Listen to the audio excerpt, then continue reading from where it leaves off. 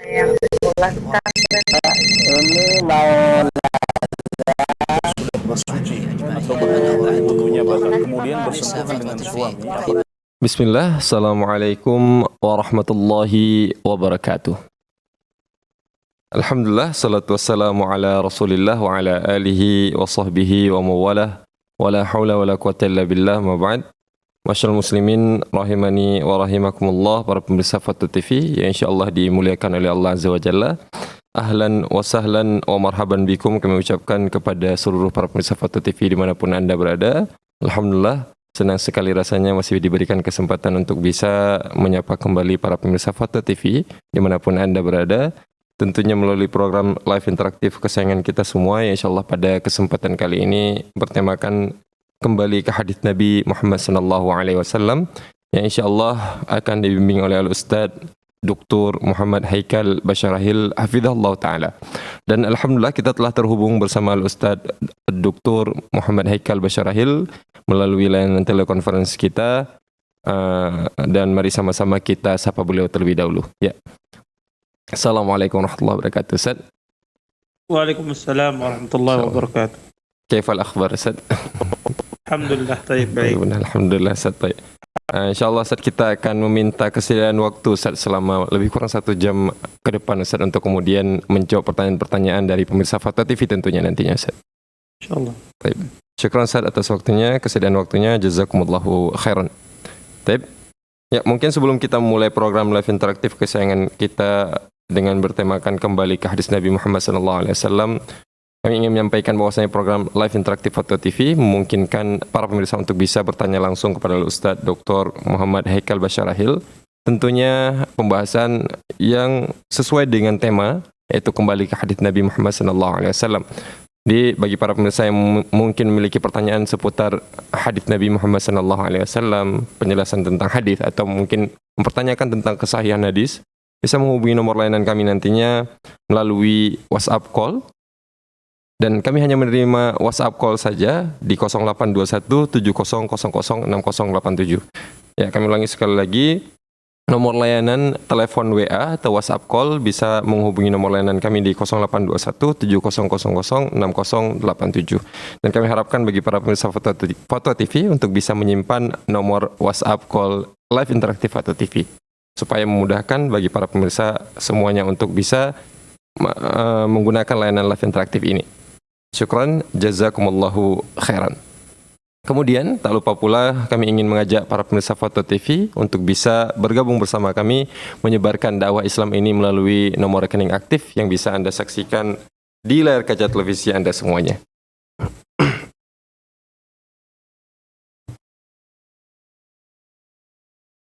Ya. Ucapkan syukran, jazakumullahu khairan. Kemudian kami juga ingin menyapa para pemirsa Fatu TV yang ikut menyimak acara ini melalui siaran radio. Ahlan wa sahlan wa marhaban bikum. Tapi mungkin tidak memperpanjang lagi mukadimah, kita akan langsung saja, Ustaz, ya, memasuki program live interaktif kita. Dan kami persilahkan kepada para pemirsa yang ingin menghubungi nomor layanan interaktif kami, bahwasanya layanan interaktif kami sudah dibuka. Falyatafaddal masykuran ma'jura. Dan kemudian mungkin untuk mengawali program live interaktif kali ini kita akan, atau mungkin untuk menunggu para penelpon menggunakan layanan live interaktif kita akan membacakan pertanyaan-pertanyaan yang telah masuk di Dewan Redaksi, Ustaz. Baik, untuk pertanyaan pertama, nabda, Ustaz. Bismillah. Baik. Pertanyaan pertama dari Ihsan di Sumatera Selatan, Kabupaten Ogan Komering Ulu. Beliau bertanya, Assalamualaikum Ustaz, saya mau bertanya, mempunyai istri yang tidak taat dengan suami, apakah disebabkan oleh kita sebagai suami yang tidak taat kepada Allah, Ustaz? Syukran, jazakumullahu khairan. Ya, jazakumullahu khair atas pertanyaannya. Pertama, beliau menanyakan tentang masalah seorang istri atau seorang suami memiliki istri yang tidak taat kepada Allah Subhanahu wa taala, atau sebaliknya seorang istri memiliki suami yang tidak taat kepada Allah Subhanahu wa taala. Apakah itu disebabkan karena kita juga tidak taat kepada Allah Subhanahu wa taala, sehingga kita mendapatkan pasangan yang juga tidak taat kepada Allah Subhanahu wa taala. Bapak Ibu, ikhwan dan akhwat, pemirsa Farwa TV yang dimuliakan oleh Allah Subhanahu wa taala, bahwasanya seorang mukmin ya, dia akan diberikan jodohnya oleh Allah Subhanahu wa taala juga seorang yang beriman ya. Maka seorang penzina dia akan mendapatkan jodohnya juga penzina. Sebagaimana disebutkan di dalam ayat Al-Qur'an, kata Allah Subhanahu wa taala, "Az-zani la yankihu illa zaniyatan aw musyrikah." Kata Allah Subhanahu wa taala, seorang penzina tidaklah dinikahi kecuali seorang penzina pula atau seorang musyrik. Dan orang beriman dia akan mendapatkan pasangannya juga orang beriman kepada Allah Subhanahu wa taala. Nah, apakah karena pasangan kita tidak bertakwa kepada Allah Subhanahu wa taala itu sebabnya disebabkan karena kita tidak bertakwa kepada Allah? Bisa jadi. Ya, bisa jadi seseorang yang tidak bertakwa kepada Allah Subhanahu wa taala mendapatkan pasangan juga yang tidak bertakwa kepada Allah Subhanahu wa taala. Dan ini tentu tidak mutlak ya, tidak terus-menerus semacam ini. Artinya kadang ada orang yang beriman kepada Allah Subhanahu wa taala, kemudian dia mendapatkan pasangan yang tidak beriman, ada. Dan itu banyak contohnya. Di antaranya Fir'aun. Dia memiliki istri yang beriman, Asyah. Nabi Lut ya, Nabi Nuh alaihi wassalam, Nabi Lut dan Nabi Nuh alaihi wassalam. Mereka berdua memiliki istri yang kedua-duanya adalah kafir kepada Allah Subhanahu wa taala. Padahal ya, mereka adalah seorang nabi dan seorang rasul, tapi istri-istri mereka adalah orang-orang yang kafir kepada Allah Subhanahu wa taala. Tapi secara asal orang beriman, orang yang bertakwa, maka insyaallah dia juga akan mendapatkan pasangan yang bertakwa kepada Allah Subhanahu wa taala. Orang yang bermaksiat, maka kemungkinan besar dia juga mendapatkan pasangan yang bermaksiat kepada Allah Subhanahu wa taala. Kalau begitu, bagaimana caranya? Kalau saya dulu bermaksiat Ustadz, kemudian saya dapat pasangan yang juga bermaksiat, bagaimana caranya agar kami ini semuanya baik, agar kami ini semuanya bertakwa kepada Allah Subhanahu wa taala? Caranya adalah Anda mendekat kepada Allah Subhanahu wa taala dengan mentauhidkan Allah Subhanahu wa taala dan dengan menjalankan sunnah-sunnah Nabi sallallahu alaihi wasallam. Karena seseorang yang mendekat kepada Allah Subhanahu wa taala, maka pastilah Allah akan jadikan kehidupannya bahagia di dunia dan di akhirat. Allah Subhanahu wa taala mengatakan di dalam Al-Qur'an, kata Allah, orang yang beriman ya, man amila salihan min dzakarin aw unsa wa huwa mu'minun falanuhyiyannahu hayatan thayyibah. Kata Allah Subhanahu wa taala, barang siapa yang beramal saleh dari laki-laki dan wanita, wa huwa mu'minun, dan dia beriman kepada Allah Subhanahu wa taala, maka Allah jadikan kehidupannya di dunia ini kehidupan yang baik, kehidupan yang sejahtera. Maka kehidupan yang sakinah, keluarga yang sakinah adalah keluarga yang terdapat di dalamnya ketenteraman jiwa, ketenangan hati. Keluarga yang terdapat di dalamnya adalah didirikan amal saleh, yang mendirikan kebaikan-kebaikan, melaksanakan perintah-perintah Allah Subhanahu wa taala, maka inilah keluarga sakinah. Maka caranya adalah seseorang dengan beramal saleh, dengan dia mentauhidkan Allah Subhanahu wa taala dengan cara yang benar, dan beramal saleh dengan cara yang benar sesuai dengan mengikuti sunnah Nabi sallallahu alaihi wasallam, maka ya Allah jadikan pasangan dia, baik itu istrinya ataukah suaminya, akan menjadi pasangan yang bertakwa kepada Allah Subhanahu wa taala, dan Allah akan jadikan rumah tangga mereka rumah tangga yang bahagia, rumah tangga yang sakinah, mawaddah warahmah.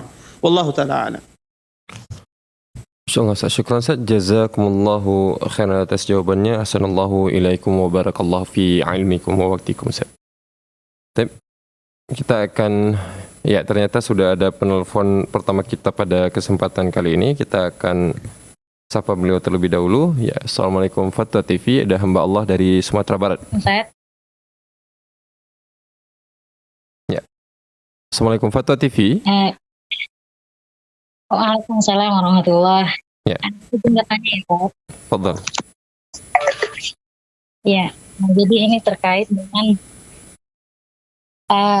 hubungan kita, hubungan sama mantan suami anak, Pak. Mohon maaf, bisa diulangi? Suaranya muncul-muncul ya, Ustaz? Iya, suaranya putus-putus. Bisa diulangi? Oh iya. Atau diulang lagi, Ustaz? Boleh. Ya, ulang lagi, Ustaz. Ya, silahkan.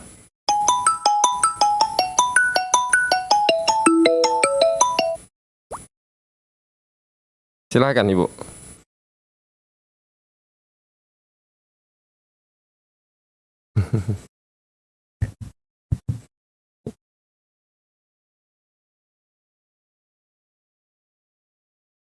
Ya, mohon maaf sebelumnya sepertinya ada kendala dan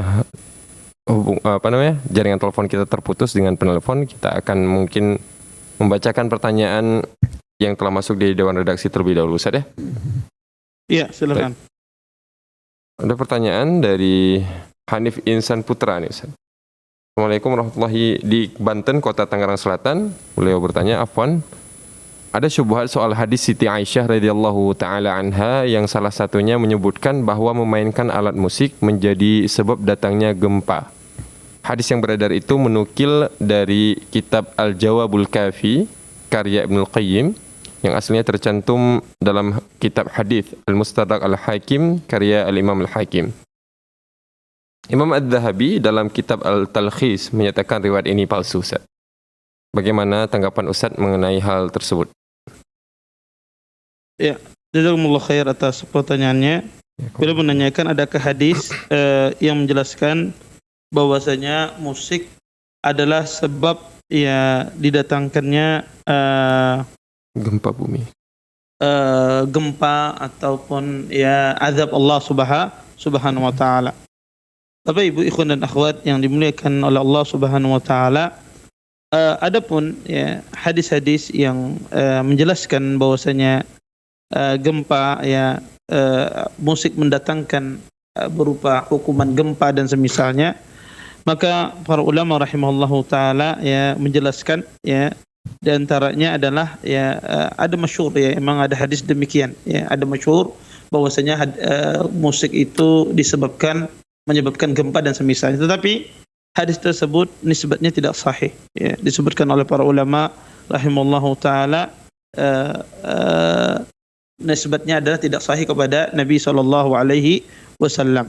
Kemudian juga ya ada juga hadis yang selain itu ya, bahwasanya orang yang mendengarkan musik ya, maka dia akan nanti dijilat oleh api neraka dan semisalnya.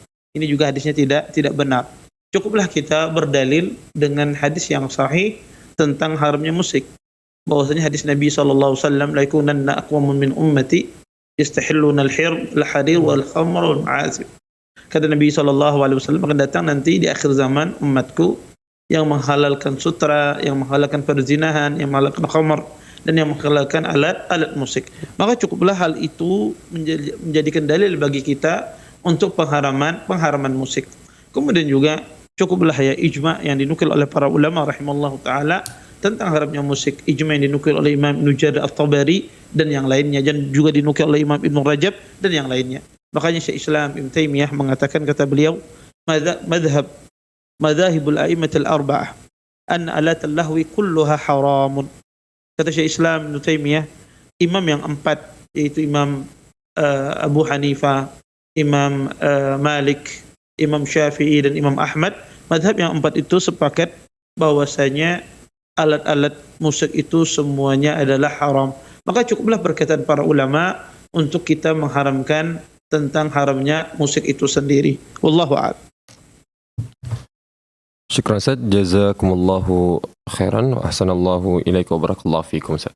Baik, kita telah terhubung dengan penelpon kita dari Sumatera Barat, ada Bapak Henry. Mari kita sama-sama. Assalamualaikum Ustaz. Ya. Waalaikumsalam warahmatullahi wabarakatuh. Ya. Persilakan Bapak pertanyaannya.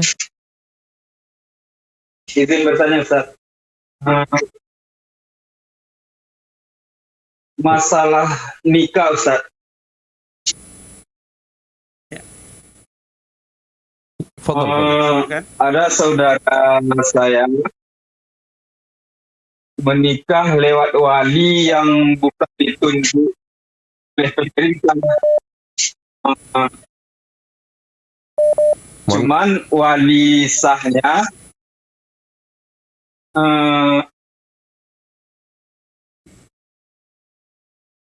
berpesan kepada melewat telepon kepada wali yang bukan ditunjuk pemerintah itu untuk menikahkan saudara.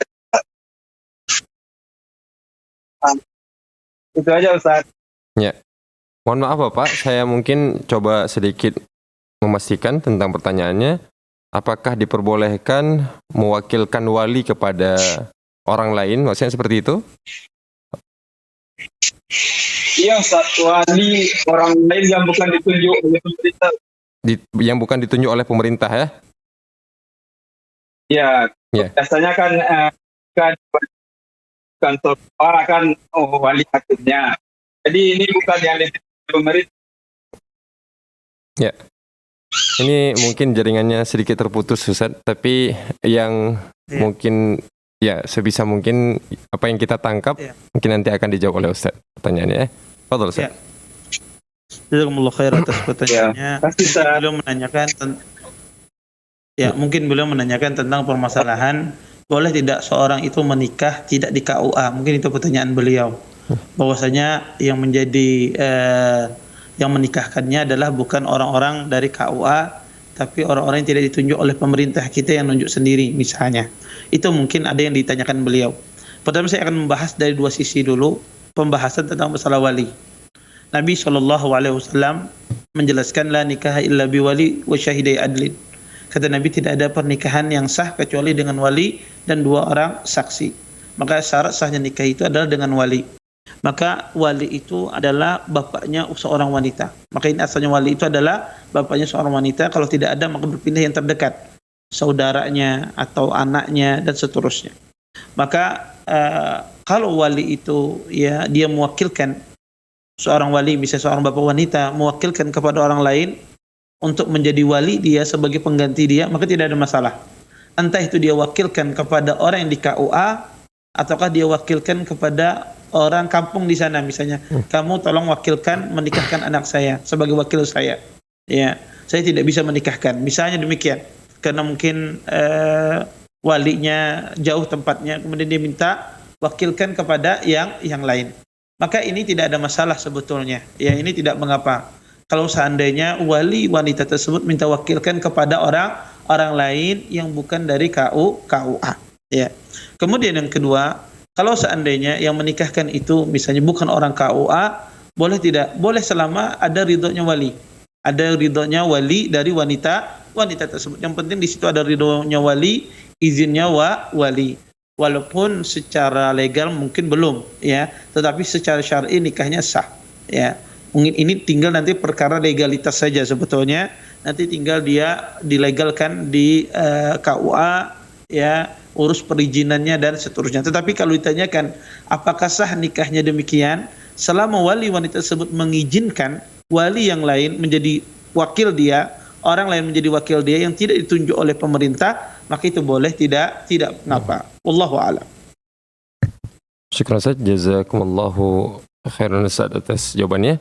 Ya, mungkin sebelum kita mulai mengangkat telepon kembali, kami ingin menyampaikan bahwasanya bagi para pemirsa yang mungkin kemudian ingin menelpon dan yang sedang dalam saluran telepon layanan interaktif kita, namun ternyata jaringan sinyalnya terputus atau pertanyaannya tidak bisa kami tangkap dengan jelas, maka nanti boleh mengirimkan via teks melalui WhatsApp layanan interaktif kita, dan nantinya insya Allah akan di-forward oleh operator kepada host untuk kemudian dibacakan kembali oleh host, supaya pertanyaannya lebih jelas dan sehingga jawabannya tidak salah dalam menjawab. Syukran, jazakumullahu khairan. Baik, kita akan mengangkat telepon selanjutnya. Ada hamba Allah dari Sumatera Barat. Assalamualaikum, Fatwa TV. Iya, makasih Ustaz. Ya. Waalaikumsalam warahmatullahi wabarakatuh Ustaz. Silakan. Nah, izin bertanya ya Ustaz ya. Ya, silakan. Jadi Ana sama mantan suami sekitar 6 tahun yang lalu pisah. Itu penyebabnya karena beliau melakukan awalnya perselingkuhan, kemudian sampai zinahan, dan akhirnya sempat ke penjara, maksudnya Ustaz. Di anak sendiri kan kerjanya kuliah Ustaz. Jadi setelah sana udah dapat anak 2 perempuan, katanya beberapa hari yang lalu anak pernah sekarang Ustaz di TV ini, cuman Ana tidak sebutkan kesalahan mantan suami Ana ini tidak sampai berzina. Kalau boleh dihitung itu sampai 8-9 kali gitu Ustaz. Itu pengakuannya sama pihak kepolisian. Nah, jadi setelah keluar dari penjara, ketemu obat, tidak mau berobat, katanya udah mau menebusin dosanya, katanya dia mau pengen balik lagi. Jadi dari pihak keluarga Ana itu ada 3 orang laki-laki, dia sangat tidak terima Ustaz. Karena terlalu sakit bagi mereka. Adik perempuan saya, Ana ini 1 orang perempuan Ustaz. Nah, jadi dia berinisiatif, mereka ini tadi berinisiatif untuk mencarikan pengganti suami Ana gitu. Ya. Cuman dari Ana sendiri, Ana kurang siap karena Ana punya anak dua perempuan yang semakin lama dan semakin gadis dan tumbuh remaja Ustaz. Jadi Ana mohon pencerahannya, gimana kira-kira Ustaz, apakah kalau dalam aturan agamanya Ustaz ya, orang yang berzina dalam keadaan sudah berumah tangga itu kan ukurannya dia tuh tidak ada lagi di dunia ini ya Ustaz ya, harus dihukum rajam sampai mati. Ana juga tahu itu Ustaz. Cuman karena mau ngasih kesempatan 1 kali lagi dan kesalahan yang dia lakukan itu Ana sadari juga itu ada andil dosa Ana di sana. Jadi mohon kelengkapan dari jawaban Ustaz yang kemarin. Kalau kata Ustaz itu bicarakan sama keluarga baik-baik sampai udah turun ayat, bertaubat dan pengen kembali lagi, maka nggak apa untuk melarang. Jadi udah sampaikan itu semua, ternyata wali Ana yang 3 orang itu dia tidak izin lagi, orang tua Ana dua-duanya udah meninggal Ustaz. Setelah Ana lewati, Ana bertiga ya, itu agak berat Ana belum lebih masyarakat. Walaupun Ana ini pergi keluarnya itu ngajar Al-Quran, beli lauk, beli kapan gitu. Mohon maaf Ibu, bisa langsung to the point ke pertanyaannya Bu ya? Iya, mohon pencerahannya Ustaz, gimana kira-kira Ustaz, apakah orang ini atau mantan suami Ana ini masih boleh diterima atau bagaimana ya Ustaz? Ya. Terima kasih banyak Ibu atas pertanyaan. Assalamualaikum. Waalaikumsalam warahmatullahi wabarakatuh. Bisa diulang sedikit pertanyaannya? Ya, beliau bertanya, beliau sudah pisah sama suami beliau sejak 6 tahun yang lalu. Kasusnya pada saat itu suami beliau berselingkuh bahkan sampai berzina. Beliau memiliki 2 orang anak perempuan yang kemudian ternyata bahkan suami beliau ini sampai dipenjarakan oleh pihak kepolisian dan ternyata setelah beliau dilepas oleh pihak kepolisian, beliau ingin bertobat dan ingin kembali lagi bersama sang istrinya karena memiliki 2 orang anak perempuan tadi. Namun ternyata saudara-saudara kakak dari ibu ini yang bertanya tidak menerima kembalinya sang mantan suami ini karena kan ya memang mereka terlalu sakit hati atas perlakuan mantan suaminya terhadap adik mereka satu-satunya. Apakah kemudian boleh bagi dia untuk menerima kembali kehadiran suaminya? Karena sebenarnya si wanita yang bertanya ini, ibu yang bertanya ini memang tidak mau, masih sangat bisa mengharapkan kebersamaan kembali karena mempertimbangkan 2 anak perempuannya tadi. Namun juga dia dilema dengan keadaan bahwa suaminya ini pernah melakukan perzinaan yang menurutnya perzinahan ini tidak akan bisa diampuni kecuali dengan dirajam. Apakah apa yang harus beliau lakukan untuk keadaan seperti ini? Syukran jazakallahu khairan. Jazakallahu khairan atas pertanyaannya. Pertama, zina itu adalah dosa besar ya, dosa yang besar. Bahkan Nabi memasukkan dalam 7 dosa besar. Kata Nabi, ijtanibu as-sab'al mubiqat. Jauhilah 7 dosa yang membinasakan. Di antaranya Nabi menyebutkan adalah az-zina. Maka zina ini adalah perbuatan fahisyah, perbuatan keji dan mungkar. Maka seorang wanita atau seorang istri berhak meminta cerai ketika salah satu pasangan mereka melakukan perbuatan ini. Dan ini merupakan sebab-sebab syar'i seorang itu berpisah, baik itu laki-laki berpisah dengan istrinya atau seorang istri berpisah dengan laki-lakinya akibat mereka terjerumus dari perbuatan zina. Maka pertama ulama sepakat rahimahullahu taala, seorang laki-laki atau seorang wanita yang terus-menerus berzina tidak bertaubat kepada Allah Subhanahu wa taala, maka disuruh mereka bercerai, disuruh mereka berpisah. Karena tidak boleh seorang wanita berada di bawah laki-laki penzina, atau sebaliknya seorang laki-laki muslim di bawah wanita penzina. Maka kalau salah satu pasangan tersebut terus-menerus melakukan perbuatan zina, tidak bertaubat kepada Allah Subhanahu wa taala, maka para ulama sepakat bahwasanya disuruh mereka berpisah, dipisahkan kedua-duanya. Kemudian yang kedua, kalau seandainya salah satu pasangan tersebut bertaubat, suaminya bertaubat misalnya melakukan perbuatan zina, apakah sang istri menerima dia kembali? Mungkin sebelumnya sudah berpisah, kemudian dia bertaubat kepada Allah Subhanahu wa taala, apakah sang istri boleh menerima dia kembali? Maka kata para ulama rahimahullahu taala, pertama pastikan taubatnya itu betul-betul bertaubat kepada Allah Subhanahu wa taala, pastikan dia betul-betul meminta ampun kepada Allah Subhanahu wa taala.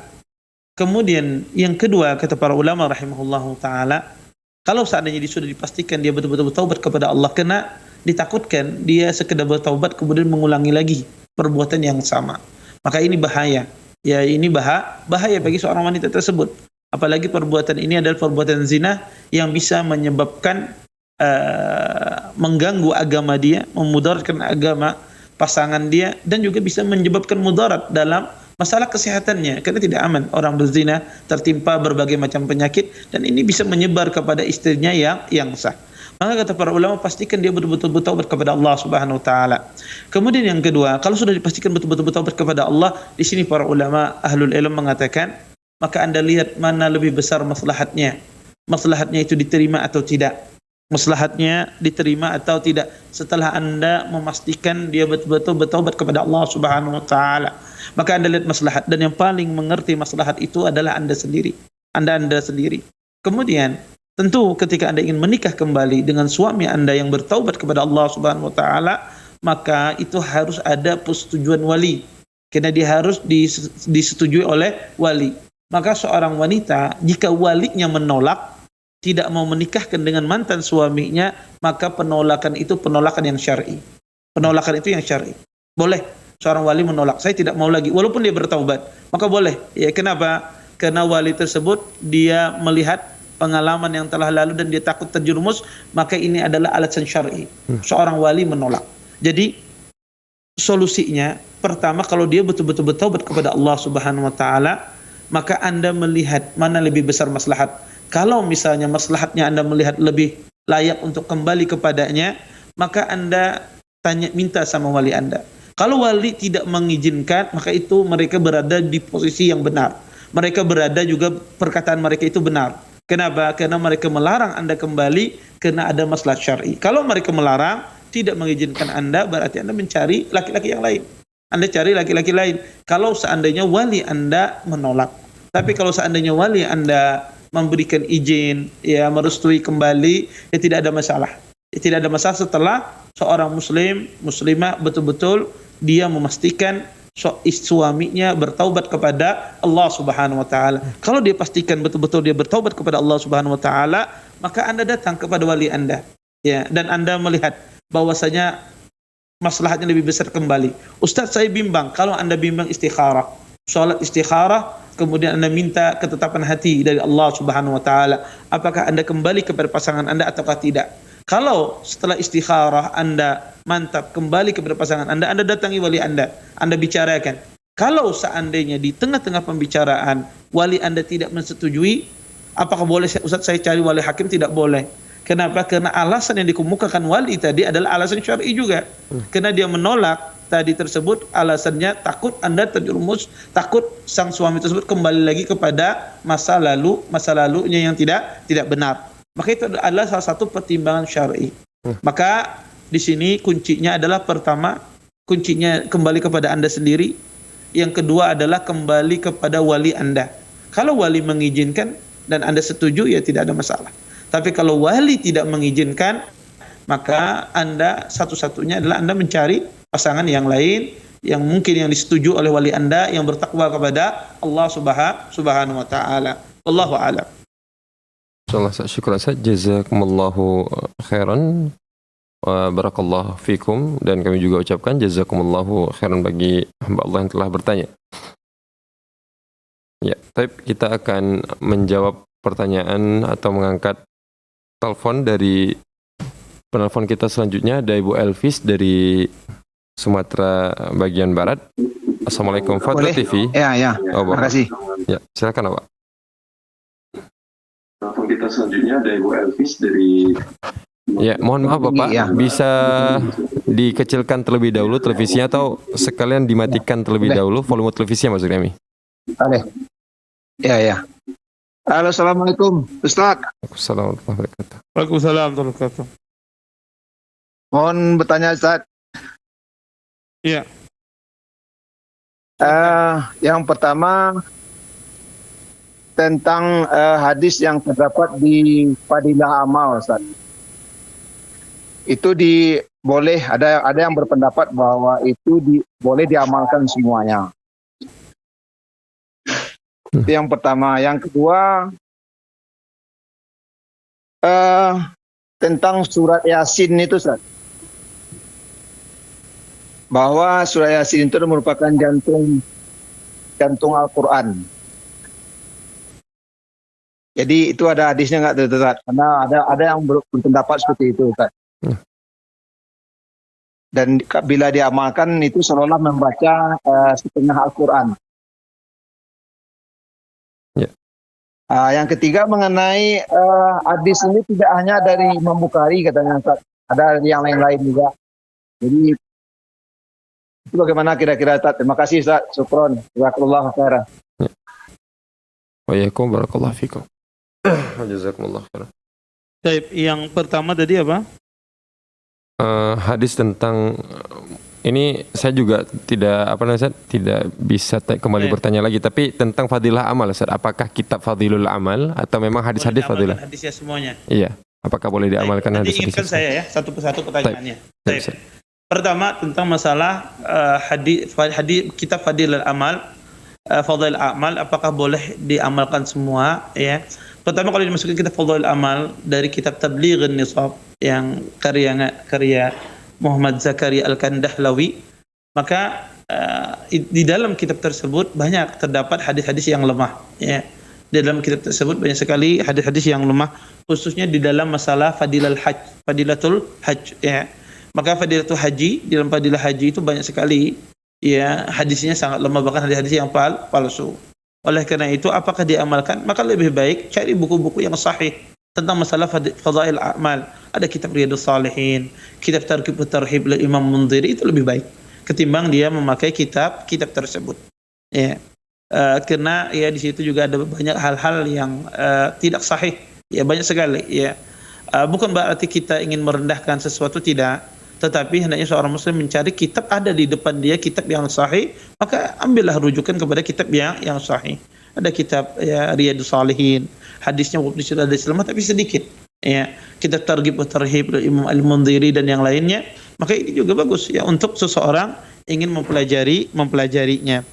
Kemudian yang kedua tentang masalah derajat hadis Yasin itu adalah jantungnya Quran ya. Emang ada hadis demikian. Disebutkan di dalam hadis Bara ibn Azib radhiyallahu taala anhu, Nabi sallallahu alaihi wasallam bersabda, kata beliau, inna li kulli syai'in qalban wa inna qalbal Quran Yasin. Kata Nabi sallallahu alaihi wasallam, setiap sesuatu itu memiliki jantungnya, sedangkan jantung Quran itu adalah Yasin. Tapi hadis ini adalah hadis yang sangat lemah, bahkan sebagian ulama menghukumi hadis ini adalah hadis yang palsu ya. Hadis yang palsu. Kenapa? Karena di dalam sanadnya ada seorang rawi bernama Sawwar ibn Mus'ab. Sawwar ibn Mus'ab ini adalah seorang rawi yang ditinggalkan hadisnya. Imam Bukhari meninggalkan hadisnya, Imam Ibnu Ma'in meninggalkan hadisnya, bahkan semua para ulama meninggalkan hadisnya. Ya, bahkan kata para ulama, kalau dia meriwayatkan hadis Sawwar bin Mus'ab ini, ya, kadang dia banyak meriwayatkan hadis yang munkar dan hadis-hadis yang palsu, ya. Maka oleh karena itu, ya, hadis ya yang mengatakan bahwasanya membaca Yasin itu adalah jantung Quran, setidaknya hadisnya adalah hadis yang sangat lemah kalau tidak dikatakan hadis itu adalah hadis palsu. Kemudian yang ketiga, saya lupa tadi pertanyaannya apa yang ketiga? Ya sepertinya cuma 2 itu, Ustaz. Seingat Dua aku. itu aja ya. Cuma 2 ini. Ya, cuma 2 Baik. itu. Jazakumullah khair atas pertanyaannya. Ya, barakallahu fikum. Baik, kami ucapkan jazakumullahu khairan juga kepada Bapak Elvis yang telah menggunakan layanan live interaktif kami. Ya, kita akan, sepertinya belum ada penelpon selanjutnya, Ustaz. Kita akan coba optimalkan dengan menjawab pertanyaan yang masuk di website Dewan Redaksi kita maksudnya. Ya, ada pertanyaan dari hamba Allah di Jawa Timur, Kabupaten Jember, Ustaz. Bismillah, Assalamualaikum warahmatullahi wabarakatuh. Izin bertanya, Ustaz, apakah termasuk durhaka apabila ada seorang anak yang kaya raya menjadi miliarder akan tetapi abai terhadap ibunya alias tidak menafkahi ibunya? Yang merawat dan menafkahi ibunya malahan anaknya yang lebih muda atau adik daripada miliarder tersebut yang ekonominya pas-pasan. Bahkan ibu tadi sampai mencari rongsokan untuk mencari nafkah. Syukran, jazakumullahu khairan. Ya, jazakumullah khair atas pertanyaannya. Kalau ditanya durhaka apa tidak? Iya, itu durhaka. Allah Subhanahu wa taala mengatakan wa qad rabbuka alla ta'budu illa iyyah wa bil walidaini ihsana. Kata Allah Subhanahu wa taala, telah kami perintahkan, Tuhanmu telah memerintahkan, menetapkan, tidaklah engkau menyembah kecuali hanya kepada Allah, wa bil walidaini ihsana, dan berbuat baik kepada kedua orang tuamu. Maka berbuat ihsan kepada dua orang tua adalah memberikan nafkah kepada mereka, bertutur kata baik, memuliakan mereka, menempatkan mereka sebagaimana mestinya, ia menjaga mereka, tidak menyakiti hati mereka, membahagiakan mereka. Itu bentuk ihsan kepada dua orang tua. Maka ketika dia membiarkan orang tuanya mencari barang rongsokan, dia tidak nafkahi orang tuanya, maka ini bentuk kedurhakaan. Kedurhakaan yang luar biasa. Wajib anak tersebut bertaubat kepada Allah, minta ampun sama Allah Subhanahu wa taala. Karena itu adalah kezaliman yang luar biasa. Kezaliman kepada makhluk yang paling besar adalah kezaliman seorang anak kepada kedua orang tuanya. Dia biarkan orang tuanya dalam kondisi kelaparan, dia biarkan orang tuanya dalam kondisi bersedih, dia biarkan orang tuanya dalam kondisi tidak berkecukupan, maka ini adalah kedurhakaan yang luar biasa pada sang anak tersebut mampu meninggikan derajat orang tuanya, memenuhi keperluan orang tuanya. Bahkan kata para ulama, bentuk ihsan itu seorang anak mengasihi orang tuanya tanpa orang tua itu meminta. Jangan sampai ada orang tua Anda itu meminta kepada Anda baru Anda kasih, tidak. Sebelum dia meminta Anda penuhi apa yang dia perlukan. Ya, Anda bahagiakan hatinya. Maka inilah bentuk berbakti kepada dua orang tua. Kalau ditanyakan apakah tadi durhaka? Iya, sangat durhaka. Sangat durhaka kepada kedua orang tuanya. Wajib dia bertaubat kepada Allah Subhanahu wa taala. Wajib dia minta ampun sama Allah Subhanahu wa taala, dan dia harus bermuamalah dengan cara yang baik kepada kedua orang tuanya. Allahu a'lam. Assalamualaikum ilaikum barakallahu fiikum. Jazakumullahu khairan atas jawabannya. Ya, dan kita akan melanjutkan membacakan pertanyaan dari website Dewan Fatwa. Ada dari Ibu Riani Susan di Jawa Tengah, Ustaz, Kabupaten Temanggung. Beliau bertanya, Assalamualaikum warahmatullahi wabarakatuh. Ustaz, ibu saya menikah. Waalaikumsalam warahmatullahi wabarakatuh. Ibu saya menikah saat mengandung saya. Bagaimana status nasab saya kepada ayah saya tersebut? Dan saat ini ibu saya sudah meninggal. Jika sesuai nasab, apakah saya wajib berbakti kepada ayah saya? Sedangkan beliau menikah lagi dengan wanita lain sepeninggal ibu saya.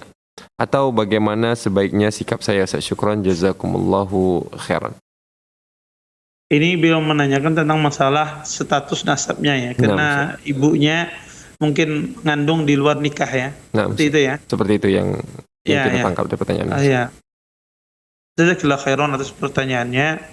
Mungkin ini jawabannya tidak bisa kita menjawab secara umum ya, secara detail di sini. Mungkin nanti akan dijawab secara pribadi. Ya, mungkin dia akan dikirimkan kepada penanya jawabannya secara pribadi, karena ini maslahatnya besar. Kalau dijawab secara umum mungkin akan menimbulkan banyak mudarat. Intinya ahlul ilm rahimahullahu taala mengatakan bahwasanya seorang muslim ya, ulama ya berselisih ya tentang masalah seorang yang berzina kemudian mengandung, apakah dinasabkan kepada yang penzina tersebut atau kepada orang yang menghamili ibunya tersebut, setelah itu mereka menikah. Ulama mengatakan kalau seandainya wanita itu banyak berzina dengan laki-laki lain, tidak ketahui di mana nasabnya, maka tidak dinasabkan kepada siapapun. Tapi kalau seandainya dia berzina hanya dengan satu orang kemudian dia menikah, di sini ada sebagian ulama berpendapat dan mayoritas ulama berpendapat tidak dinasabkan kepada ayahnya walaupun menikah setelahnya. Sebagian lagi mengatakan ya ada yang berpendapat pendapat ya, minoritas ya selain jumhur ulama, mereka mengatakan dinasabkan kepada ayahnya kalau dia terjadi pernikahan, karena kalau wanita itu tidak berzina kecuali hanya pada seorang tersebut. Tapi jumhur ulama mengatakan tidak dinasabkan. Dan ini masalah pekik, dan insyaallah nanti saya akan jawab ya lewat secara pribadi ya, SMS insyaallah saya akan jawab ya jawaban tersebut ya, karena tidak bisa dipublish jawabannya itu di hadapan umum. Wallahu a'lam. Syukran Ustaz atas kesediaannya. Jazakumullahu khairal jasa. Baik. Kita akan mengoptimalkan, masih ada waktu mungkin untuk satu pertanyaan lagi Ustaz. Pertanyaan dari Khansa di Jawa Barat, Kabupaten Bekasi. Bismillah, Assalamualaikum warahmatullahi wabarakatuh. Ustaz izin bertanya, bagaimana kebenaran kisah Nabi Idris yang mengunjungi surga di masa hidupnya hingga tertinggal sandalnya di surga? Ada seseorang penceramah mengutip kisah ini dengan menafsirkan surat Maryam ayat 57. Dan apakah ada selain Nabi Adam dan Nabi Muhammad yang pernah mengunjungi surga semasa hidupnya? Syukran, jazakumullahu khairan Ustaz. Ya, jazakumullahu khairan atas pertanyaannya. Wallahu a'lam ya. Saya tidak tahu derajat hadis tersebut ya tentang cerita tersebut, khususnya cerita Nabi Idris itu sangat sedikit ya. Sangat sedikit ya yang sahih yang bisa diceritakan. Oleh karenanya biasanya kadang-kadang khususnya cerita Nabi Idris dan semisalnya itu banyak sekali hal-hal yang tidak sahih dinisbatkan kepada beliau.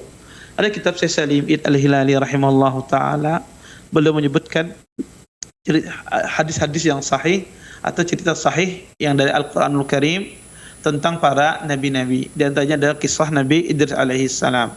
Di situ tidak disebutkan masalah cerita ini.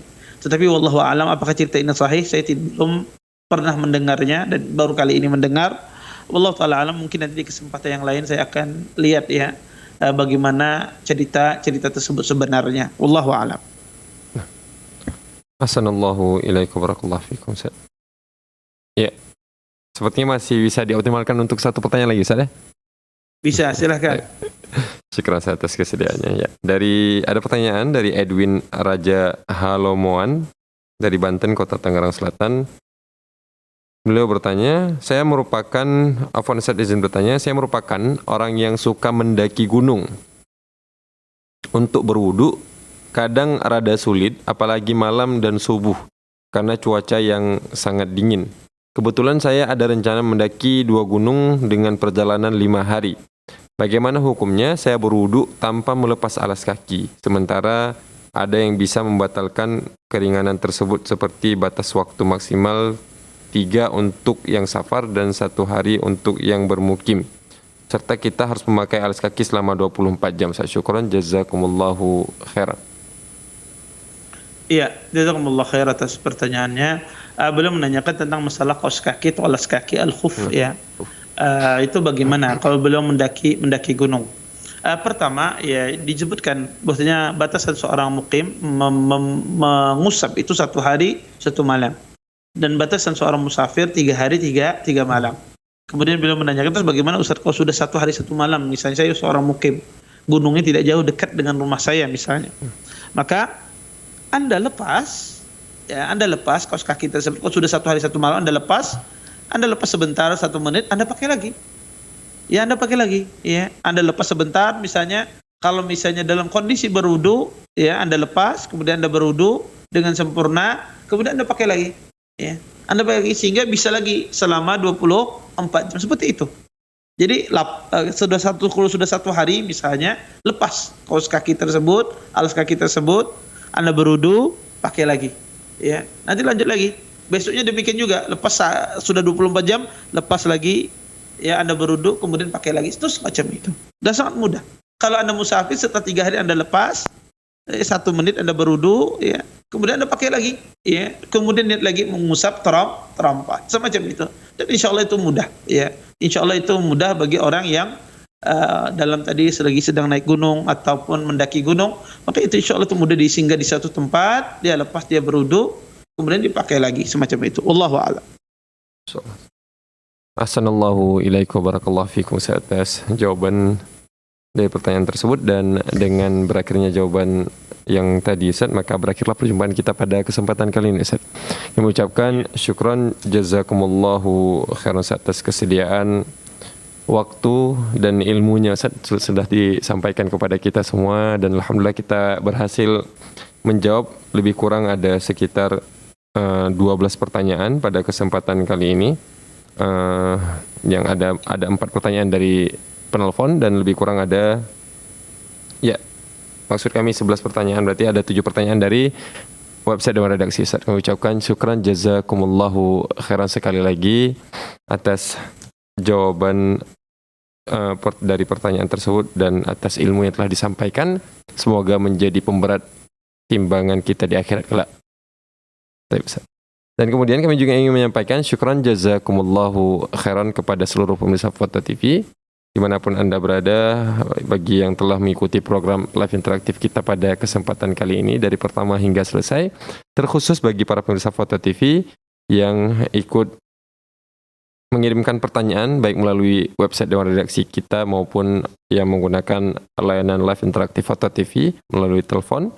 Syukron jazakumullahu khairan, dan kami sebelum menutup perjumpaan pada kesempatan kali ini ingin mengajak kembali para pemirsa Foto TV untuk bisa berjuang bersama kami menyebarkan dakwah Islam ini melalui nomor rekening aktif yang bisa Anda saksikan di layar kaca televisi Anda semuanya.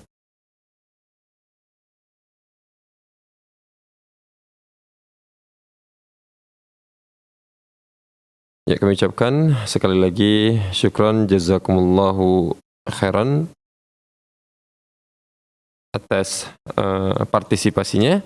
Saya mewakili seluruh kerabat kerja yang bertugas dari Studi Foto TV Jakarta pamit undur diri. Wassallallahu ala nabiyina Muhammad. Wassalamualaikum warahmatullahi wabarakatuh. Ya Allah. Terus bagaimana hubungan dengan